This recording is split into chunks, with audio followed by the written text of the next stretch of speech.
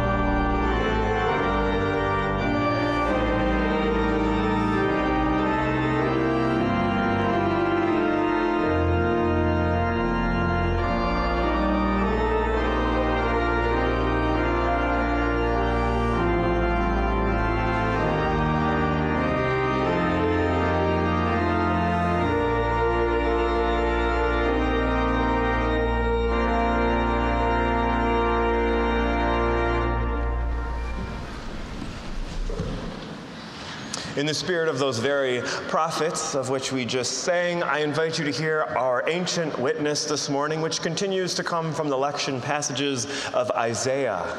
Hear these ancient words as they call our contemporary spirits and souls into the place and space of hope. A shoot shall come out from the stump of Jesse, and a branch shall grow out of his roots.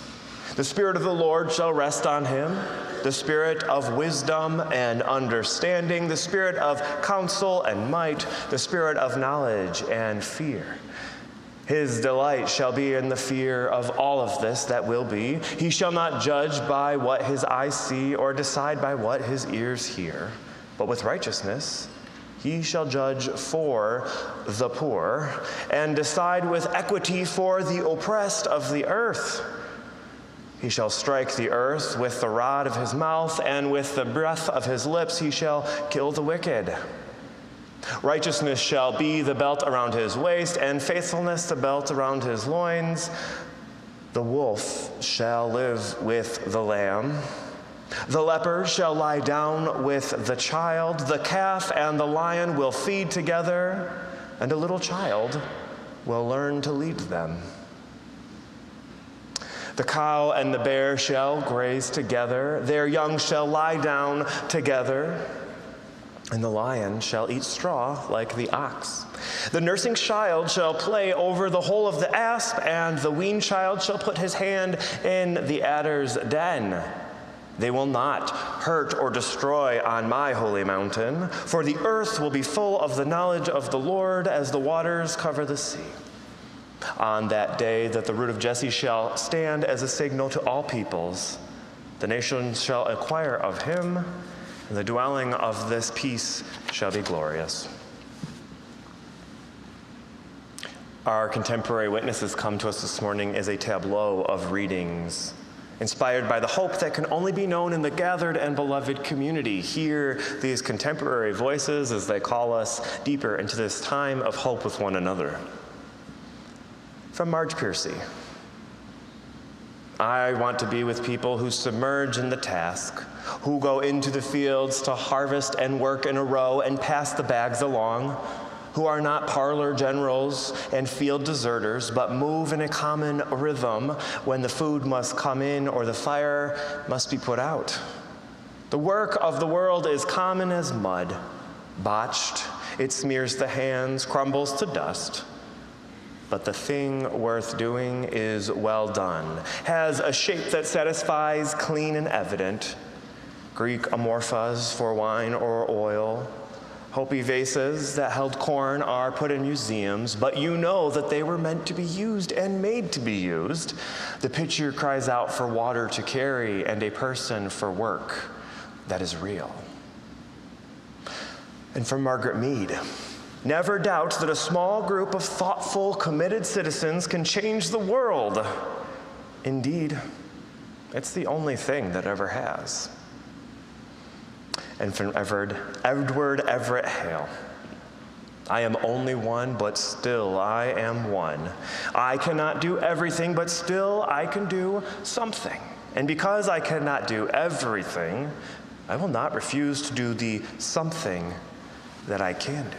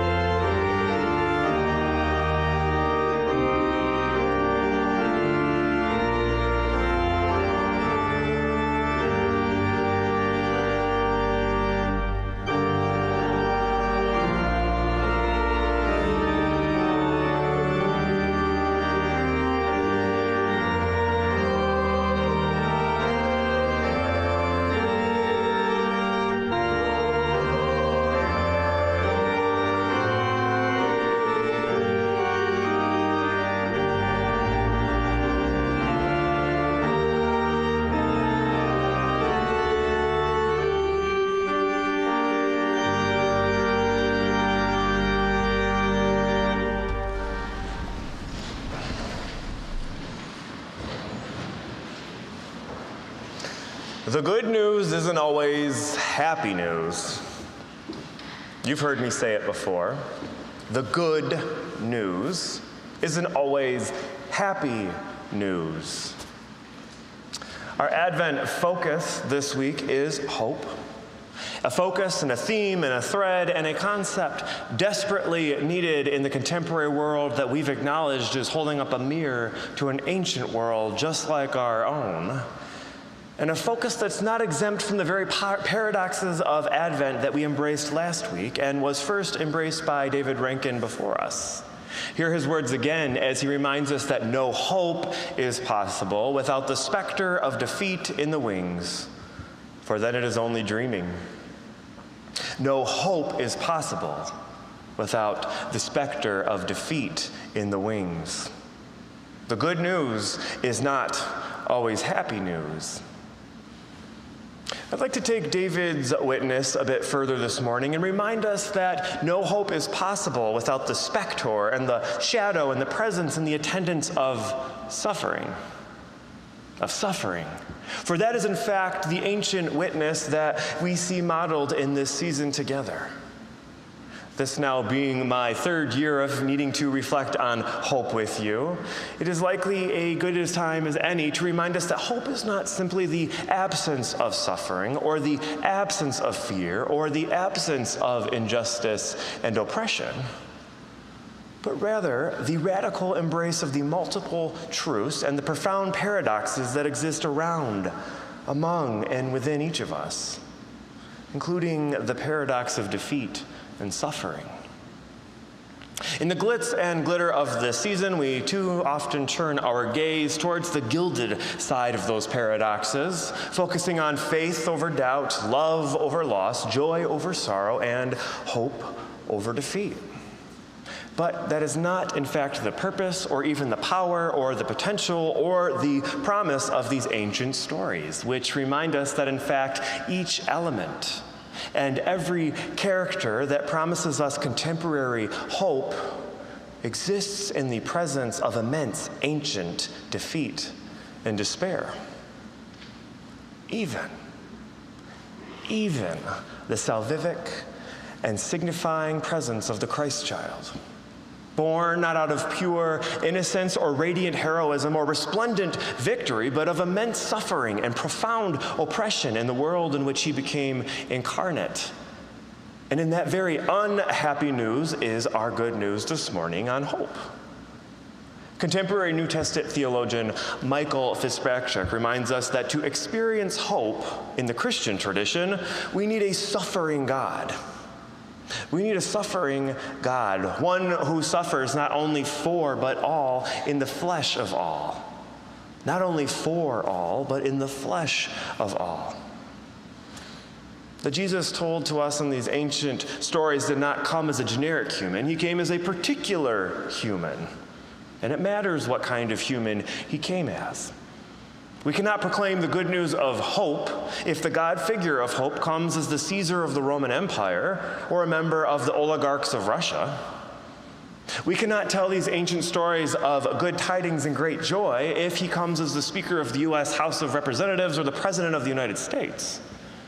There's no good news of hope if Jesus is a tenured professor or the CEO of Twitter or a charismatic leader leading a bunch of liberal activists. The ancient stories of Advent and Christmas and beyond only offer to us good news on faith, hope, love, and joy because of their unhappy news and their ancient paradoxes that we still live with today. Because Jesus came as a slave, a powerless peasant in occupied Judah, because Jesus came as an immigrant in a profoundly vulnerable part of the society, because Jesus comes not only into a world of power and privilege, but also of defeat and despair and suffering and solidarity with those who suffer. And that is where the power and the presence and the potential of hope begins. And that is where we meet one another this morning. Because everlasting and enduring hope in our time seldom, if ever, happens in the halls of power or even the pulpits of might, but rather in the dark corners of suffering, the fearsome moments of uncertainty, and the deep and fertile soils of defeat and despair. Think of the hope of reproductive justice, only birthed from the darkest moments after the rights of Roe were taken away, flinging our world into defeat and despair. Think of the hope of better treatment and care for those living with HIV/AIDS, only known and realized from the darkest years of the AIDS crisis that ravished our world. Think of the hope of safer schools and more secure communities in the face of gun barbarity, only known from the darkest episodes of gun violence in a suffering nation. Hope, friends, is not the absence of these dark spaces and places, but rather the willing and willful movement of entering those spaces and interrogating those places, even in the face of unimaginable defeat and despair. All in pursuit of the loving and just-filled world that we know could be, should be, and must be. This morning I'm joined by a few friends of Fountain Street who know and understand these places and these spaces of darkness, defeat, and despair intimately, and who also know that there is a promise of hope that lies in those spaces and places. So in the spirit of the good news that's promised to us in a world where we're willing to go into those spaces, I ask for you to help me welcome our two guest speakers today, Nancy Dodge and, of course, Jane Whittington. We'll begin with Nancy.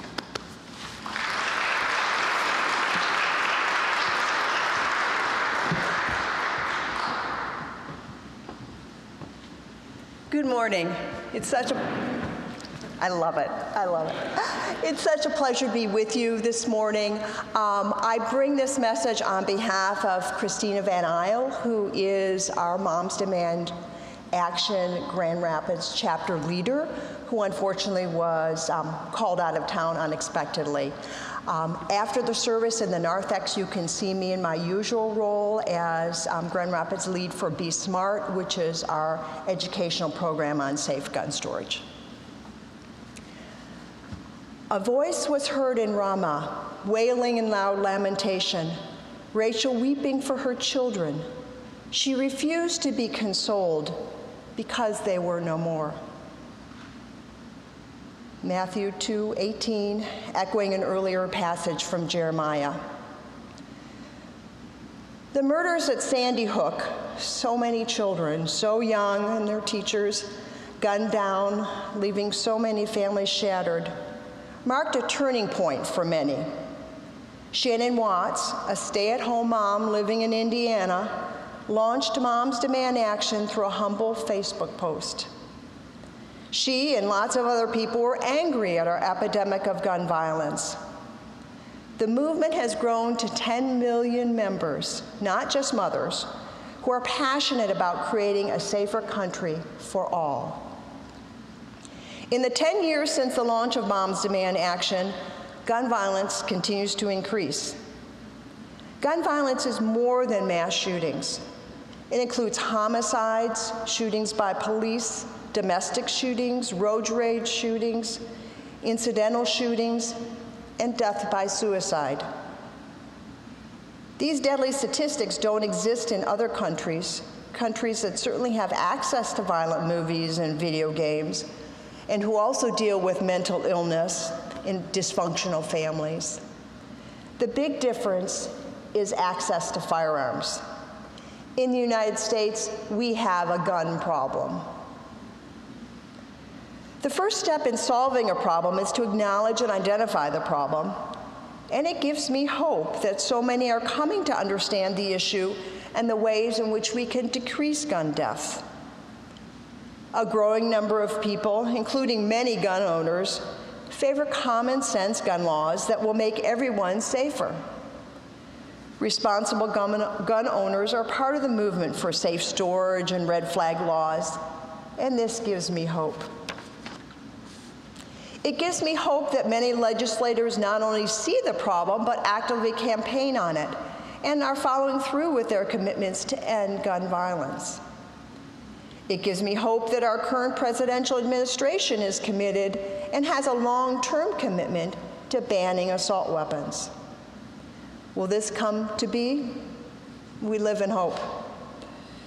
It gives me hope that so many passionate women and men are putting on their red shirts and showing up at rallies, at legislators' coffee hours, at schools and school board meetings, and in the halls of Capitol buildings across the country to push for safeguards on guns in our communities. Nationwide and in Michigan, we celebrate each victory.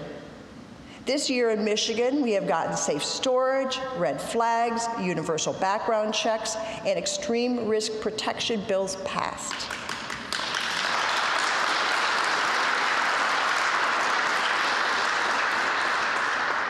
It's not enough, but these laws will save lives.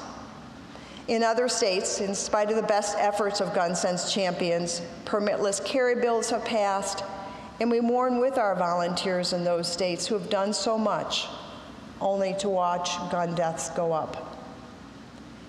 And after we mourn, we keep going. When we see the statistics, when we see the pain and grief and loss that seems to have no end, it is difficult to persevere. We mourn with those who bear unbearable loss, such as the parents in Sandy Hook who lost their children 11 years ago this month. Yes, Advent is a season of waiting, but it is also a season of hope. And so we hope and grow and work towards a time of fewer guns and more plowshares, fewer tears, and more shouts of joy. Thank you.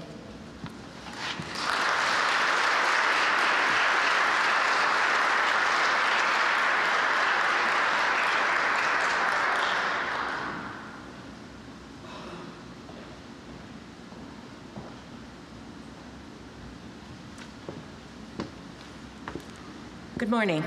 Thank you for being willing to listen to a sometimes difficult topic. In the United States, on average, 120 people die every day by gun violence. 65 of these are suicides, often young people, veterans, and members of the LGBTQ+ community. No other first world countries even come close to this dismal and daunting truth. How then can we hang on to hope? One way, as I'm sure many of you know and practice, is to get to work. For some, the other option is to hear about the latest death or deaths, shake their heads, shed a tear, and wish that somehow, someday, some nebulous future, it will get better.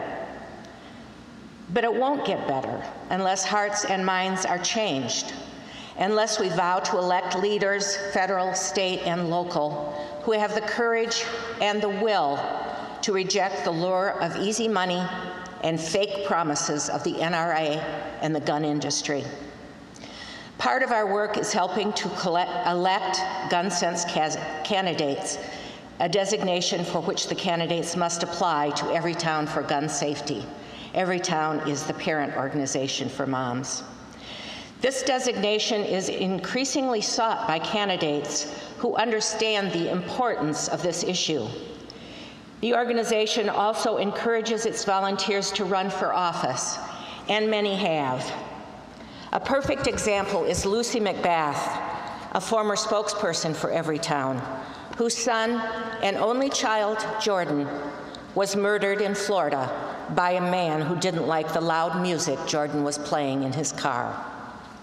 Lucy McBath is now in her second term as a member of the House of Representatives in Washington, representing her Georgia district. She took her pain and grief at this unspeakable loss and used it for activism and for hope. In Michigan, Moms Demand Action volunteers worked for Winnie Brinks, Rachel Hood, Kristen Grant, John Fitzgerald, Phil Skaggs, and Carol Glanville. We worked for Hillary Skolton, now running for her second term in the House of Representatives in Washington.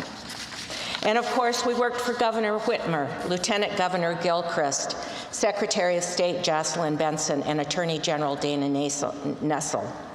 They all applied for and received gun sense candidate designation. And because of their persistence, in just the last year, we have seen significant progress. As Nancy mentioned, we have seen 4 pieces of common sense gun legislation signed into law over the last year. The latest law to pass was the legislation that keeps guns out of the hands of those who have been convicted of domestic violence.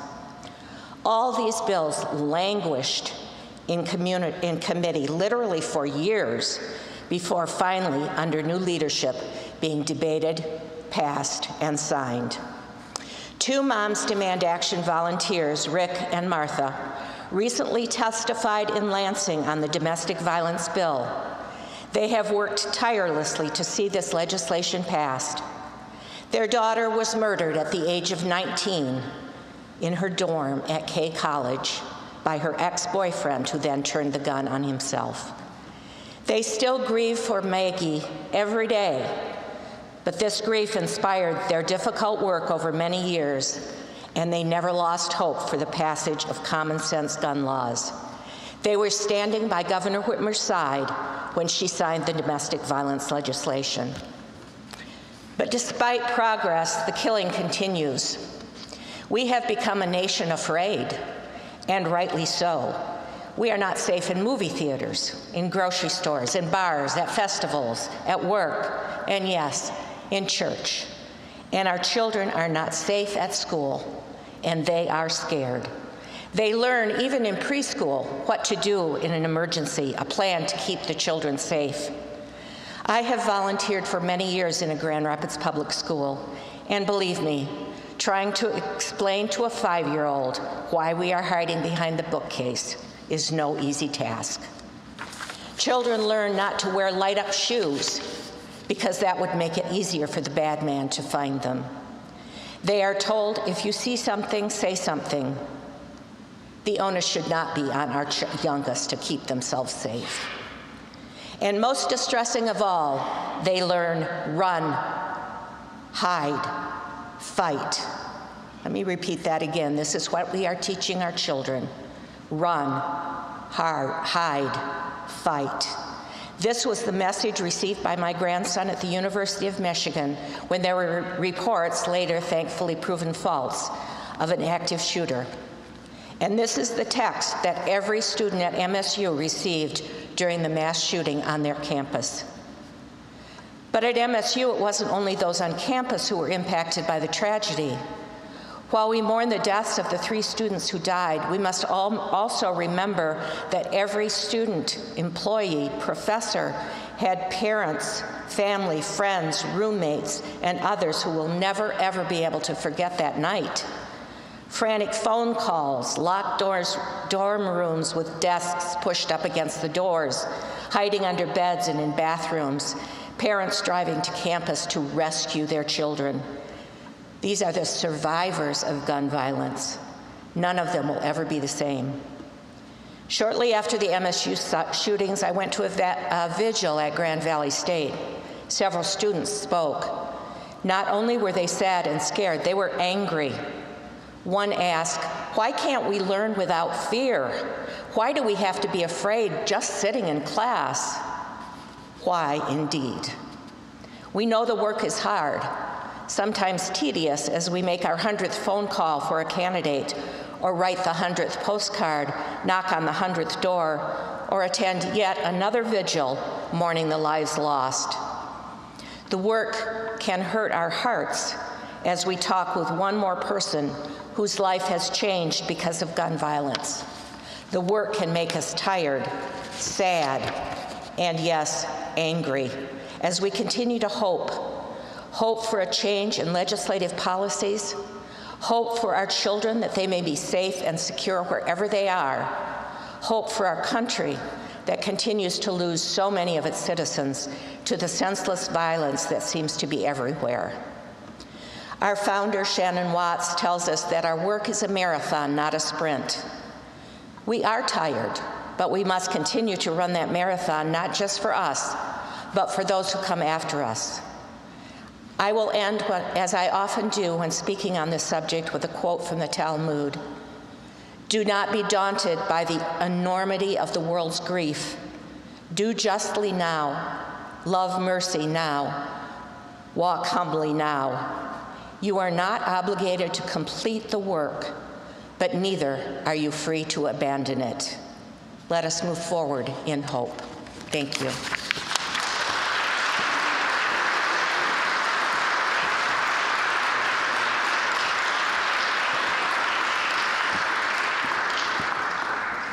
Thank you to Jane and Nancy. You will also notice that we have folks wearing red in solidarity with Moms Demand Action. And as was mentioned by Nancy, there will be a table out in the narthex. I encourage each of you to take a moment and speak with Nancy about her work with the safe gun storage work happening locally in our community.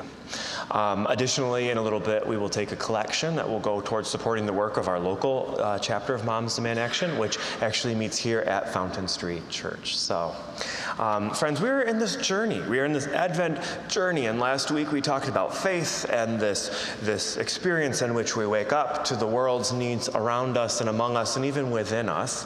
And this morning, we are teasing that out even further with this great responsibility we have to one another that Jane ended with. This immense responsibility we have to one another in nurturing and cultivating the beloved community, in supporting one another, and if you can't get into that marathon, perhaps you can at least stand along the course and offer what we can to support that work. And so, friends, I hope you see yourselves as part of this more loving and just and, of course, safe world that can only be known when we are willing to enter those dark spaces and places in pursuit of hope. I want to take a moment of silence together. And before our prayer, I invite you to hear these words from Jonas Salk. Hope lies in dreams, in imagination, and in the courage of those who dare to make those dreams into reality. Will you take a moment of silence before we pray?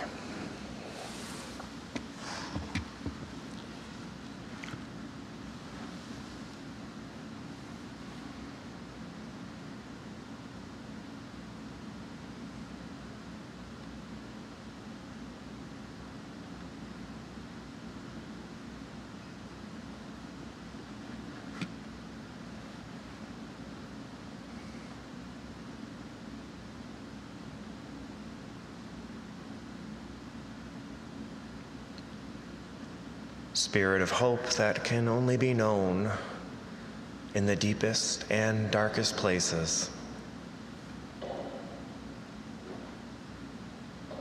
Help us to join in your pursuit of the world that we know could be, should be, and must be. In this season of Advent, help us to hear and learn and live the way of the ancestors, in solidarity with the oppressed, in oneness with our neighbor, and as one beloved community with all who seek a more loving and safe world. May we have the freedom to dream. May we have the capacity to imagine.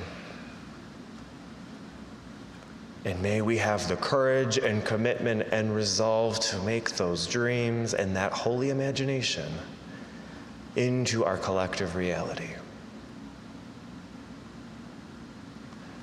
May it be so.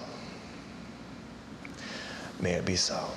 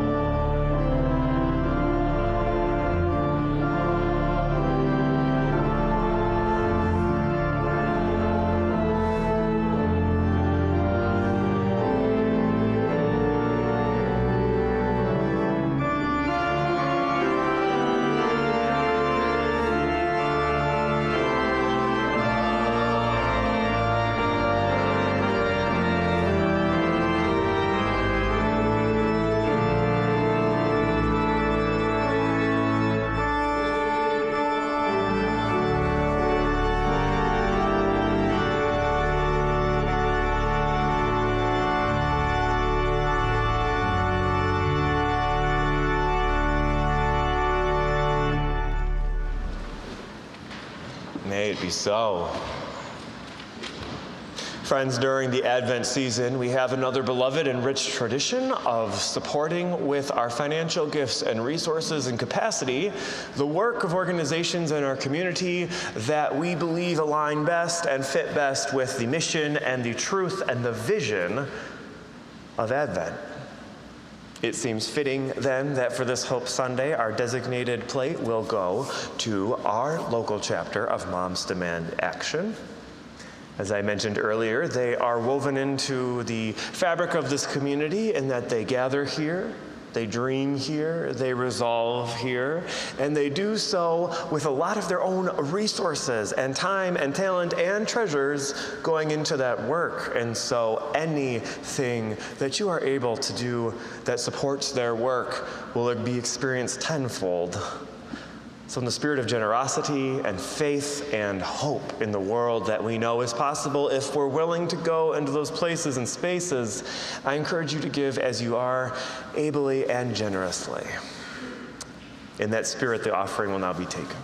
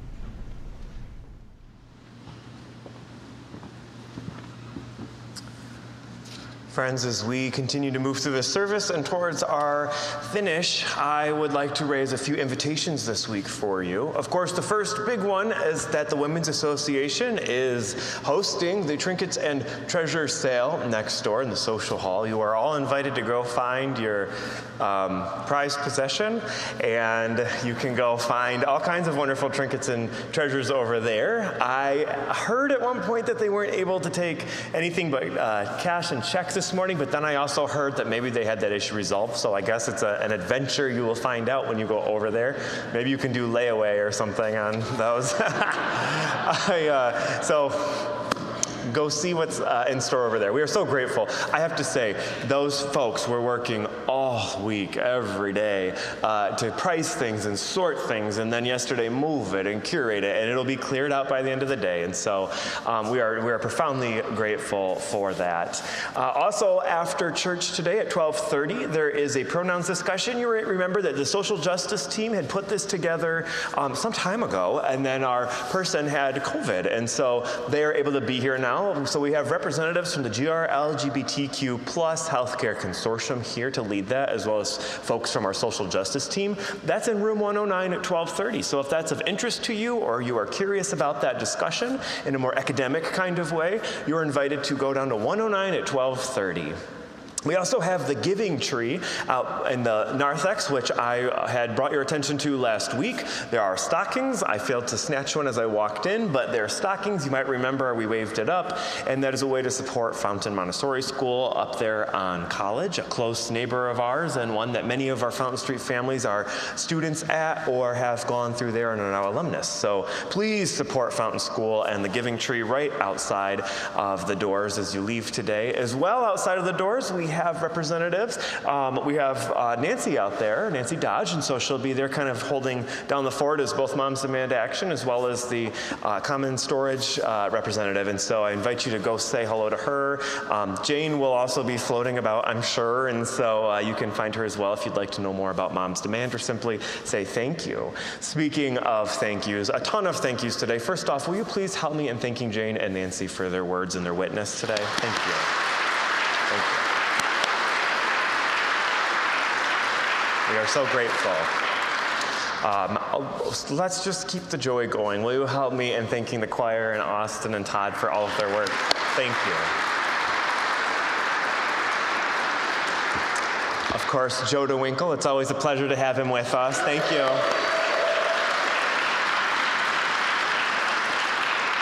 Then there are, of course, the ushers, the AV team, the greeters, the custodial staff, and our regular staff, everybody who behind the scenes makes these times together possible. We give all of our gratitude and thanks and joy for them. Thank you, everybody. Next week, we continue on the theme of love, a very natural progression as we continue to be awakened to the faith of a world around us and its things that we need to be part of, and of course, the hope and the promises of hope. Love is going to be a part of tending to those soils, and so I'm looking forward to that. We actually will have a guest speaker next week. I'll be with you, but we have a guest preacher next week, and he is among us today, Reverend Bruce Bodie, I believe. There he is. Hi, Bruce. They're both wearing masks, and so, but that's really him, I swear. So we're so excited. Thank you so much. Friends, I'm looking forward to that, and I'm also looking forward to a week of love and faith and hope and love and joy this week.